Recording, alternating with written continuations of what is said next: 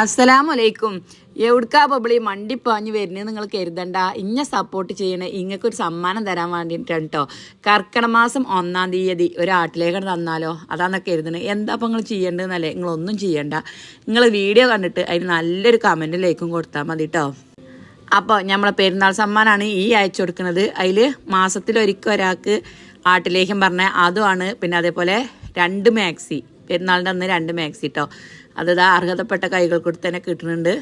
മാഷാ അല്ലാഹ് കിട്ടിയിട്ടില്ല, അയച്ചിട്ടുള്ളൂ കേട്ടോ. അപ്പോൾ വീഡിയോ കണ്ടിട്ട് കിട്ടിയൊരു അഭിപ്രായം പറയും, കമൻറ്റ് ഇടിട്ടോ.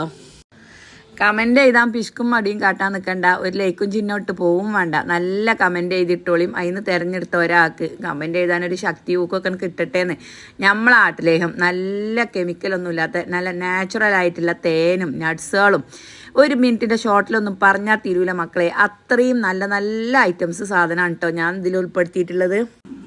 ചതുപ്പ, ചെറിയ ജീരകം, അതേപോലെ തന്നെ ധാന്യങ്ങൾ പറയുകയാണെങ്കിൽ ഒരുപാട് പേരെടുത്ത് പറയാണ്ട്. അതേപോലെ തന്നെ മരുന്ന് പൊത്തിച്ചുണ്ട, പിന്നെ അതേമാതിരി തഴുതാമ, കഞ്ഞിക്കൂർക്കൽ, തുളസി, അങ്ങനെയുള്ള മരുന്നുകൾ കുറേ അതും വരുന്നുണ്ട് കേട്ടോ. അപ്പോൾ ആർക്കാരെങ്കിലും വേണമെന്നുണ്ടെങ്കിൽ വാട്സപ്പിൽ പറഞ്ഞോളും. നമ്മളെ ലേഹ്യം തിന്നിട്ട് ഒരു ശക്തിയും മൂക്കും പവറും ഒക്കെ കിട്ടും കേട്ടോ. അതേപോലെ തന്നെ നാഡീനരമ്പുകൾക്കൊരു ബലം, എല്ലിനും ഉള്ളിനും ബലം, അതേമാതിരി വിറ്റാമിൻ്റെ കുറവ്.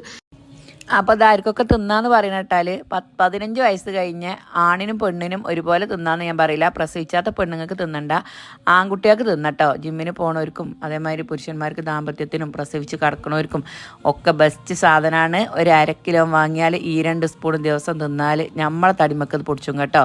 അതും ഈ കർക്കിടക മാസത്തിൽ നിങ്ങളെ ശരീരത്തേക്ക് പൊടിച്ചും. അപ്പോൾ ലൈക്കും കമൻറ്റും മറക്കണ്ട.